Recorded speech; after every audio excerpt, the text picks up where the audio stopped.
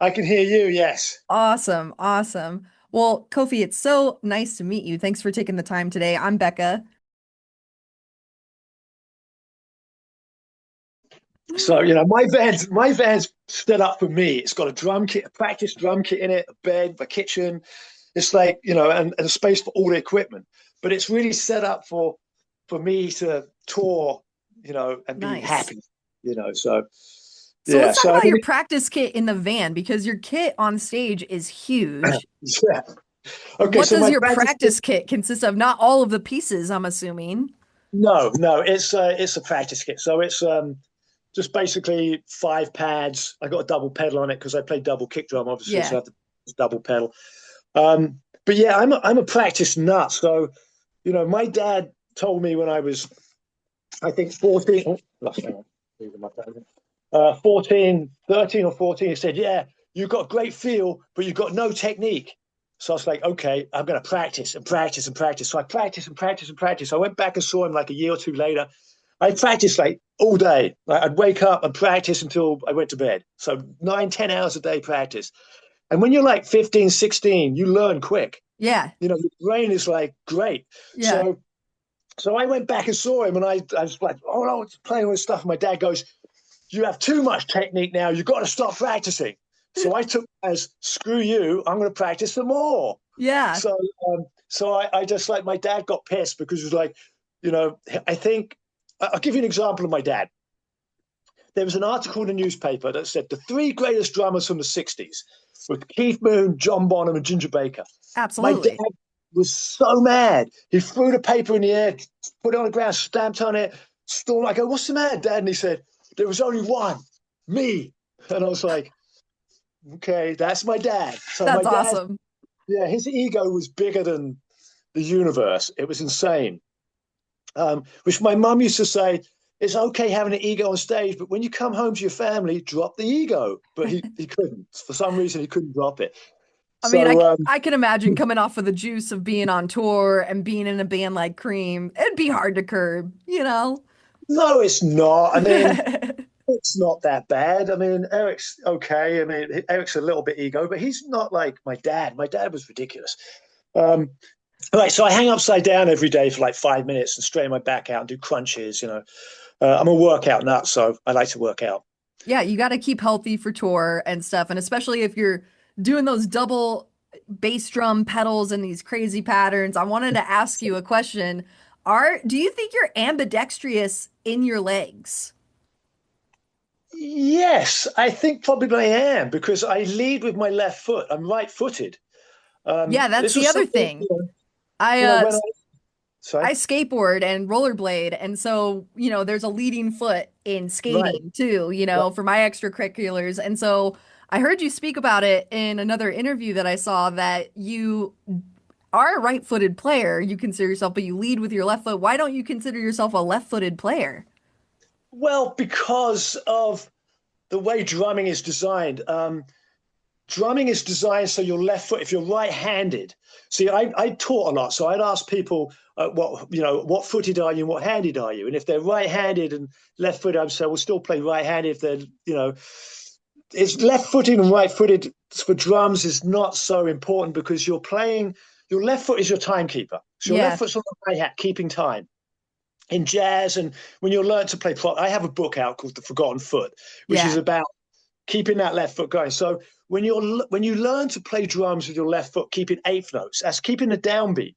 And your right foot is playing the bass drum. So your right foot's playing all the beats around time. Sometimes it's playing on time, but it's you're playing around. So when you learn to play like that, your left foot's on the downbeat.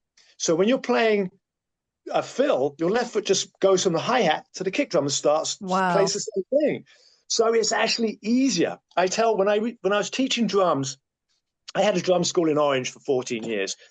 And I was teaching drums, and I found that the drummers that I teach from the beginning that have never played before, and I teach them on the left foot, they can play double bass drums immediately. They don't even have to. Wow. If you learn to play properly with your left foot, you never have to learn to play double bass drum. It's there. All you That's have to do awesome. is move your foot from the hi hat to the kick drum. Now, what's happening today is drummers are learning to play by ear a lot of the time. So they listen to music and they listen to double bass drum and they instinctively start with their right foot. So now their left foot, if they're playing double bass drums, on the wrong beat to keep time. So Wow. if using their left foot to play hi-hat stuff, their foot has to change beat all the time. With me, it doesn't. With me, it stays the same, or it just moves from one pedal to the other. So it's You actually easier. Yeah, you seem to have simplified it, and it's a great little trick to have in your bag of tricks as a Well, drummer. I my dad was the first rock double bass drummer to play, and and that's that what he did. originated from jazz, right? Yeah, I'm gonna kill my throat. Yeah, so what he did was he just took the jazz left foot and put it onto the bass drum, and then did all these amazing patterns. And then everybody listened to these patterns and go, "How's he doing that?" And they try and do it with the right foot, and you can't really do it. Now, the other thing I've got, which blows people's mind, is they're like, "How are you playing double bass drum and your hi hat's still going?" I say, "Well, because of my way I play, I can keep the eighth notes on the hi hat and play the eighth notes on the bass drum at the same time. So I have the hi hat and the bass drum going, and still play the right foot playing the opposite beat." That's incredible. So, Absolutely incredible. So I got another question for you. There's so much dynamics in the music of Cream, and you're going to start the half and half tour. It's celebrating the 60th anniversary of the debut album from Cream. And that dates back, all the way to the 60s. And there was such a marriage between rock and roll of that time being influenced by blues and by jazz. Do you still listen to a lot of that classic rock, even though you get to play it all the time? well, I mean, like I said, it came from my dad started Cream because he was doing the Graham Bond organization with Jack and Dick Exelsmith and these people, and he was playing jazz. And my mum got pregnant with Nettie. So they were like, try to abort the baby and everything. And it didn't work. They couldn't abort her. So they're like, okay, my dad was like, I've got to make a decision here to make commercial music because I've got to make some money. So he put Cream together.